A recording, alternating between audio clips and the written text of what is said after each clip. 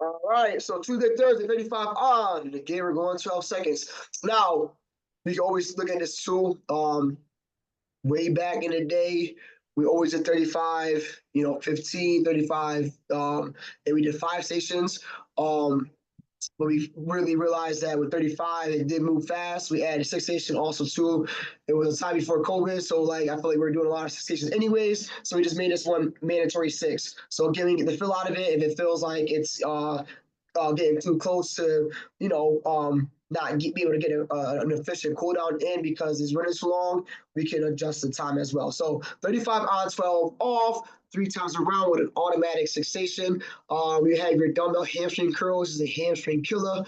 You want to hook your foot, so make the diamond even like the crown of your foot. You want to have that gap in between. I would definitely have this be the station that you start as a coach to help people get the dumbbells hooked in between your feet, because you're going to see people going to try to put them between the ankles. And if you're a man, that might not end up well. All right. So don't try to put it between your ankles. Lock it in between your feet. All right.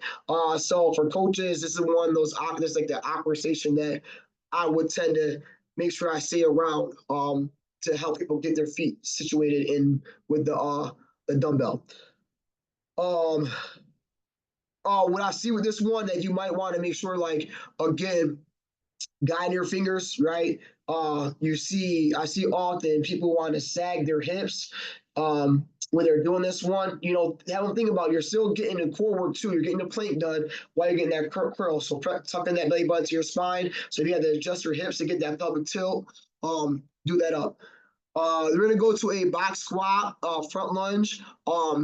I put this as a body weight this week, but again, if you have a fit fighter, if you have extra dumbbells laying around with a small class, and you got extra, heavier dumbbells, you can definitely progress members, the Jedi's that might want this, to give them an extra weight. But you have this box squat to a front lunge, and they'll squat down, hit that right side lunge, come back, squat down, go left. So you want to hit the squat in between each lunge, but you want to make sure you're alternating legs so you're not switching halfway through on that last set, best set, 35 seconds. Switching through is awkward.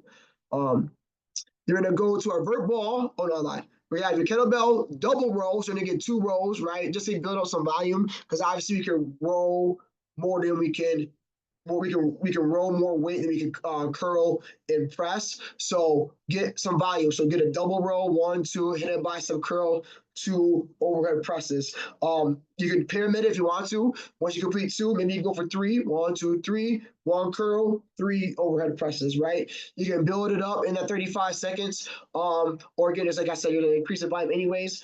Don't need to go heavy with it. Whatever you can curl and press is the weight you want to use. So you're gonna get your hinge, you're gonna get your vertical pull, and your horizontal pull, my bad, and your vertical push in that station. Vert ball, side shuffle, rolling slam. Do not cross your feet. Defensive drill. You want to stay soft, knees, stay low, hands up, roll that ball.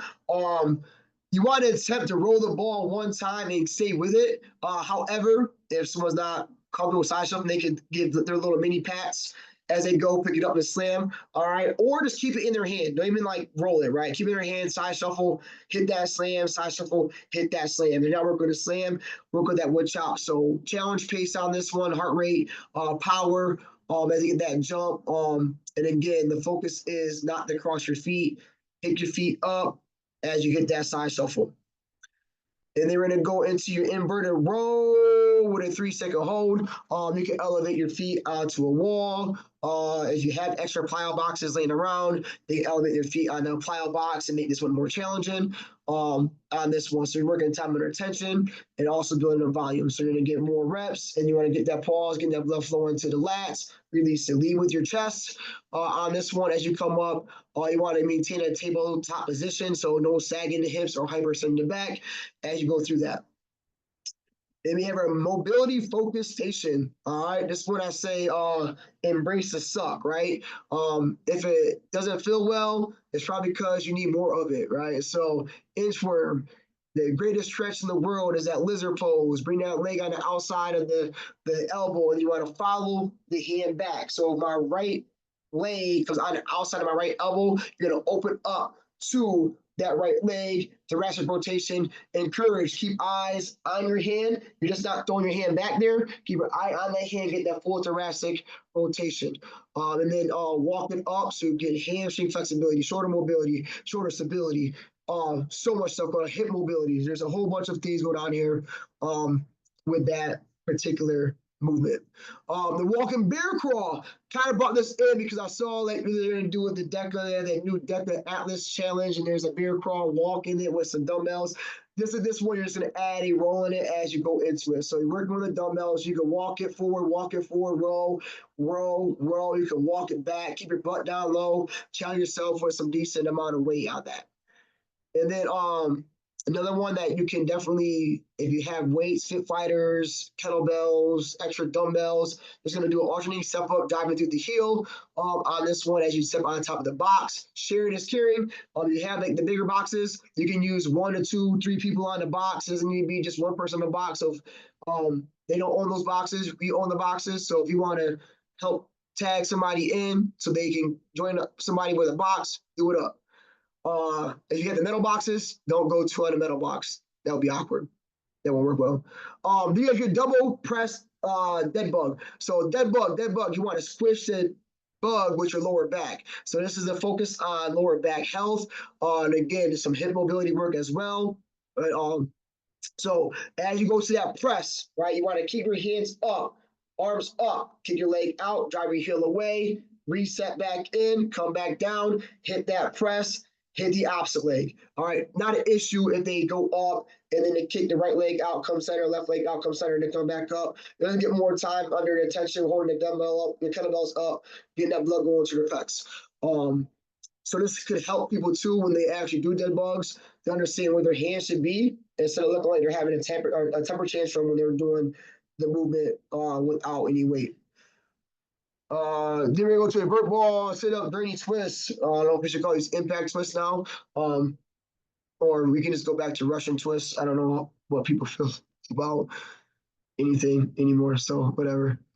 Sit up with an impact twist, pyramid. So you go up for one, get the Russian twist or the twist, go back, come up, 4, 6, 8, whatever you can do in that 35 seconds, okay?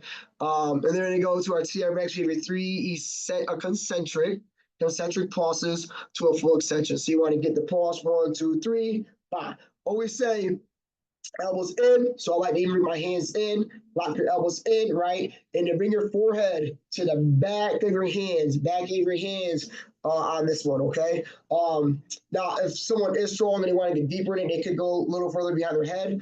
But for just new people, focus on pulsing and then driving through their palms to activate that tricep.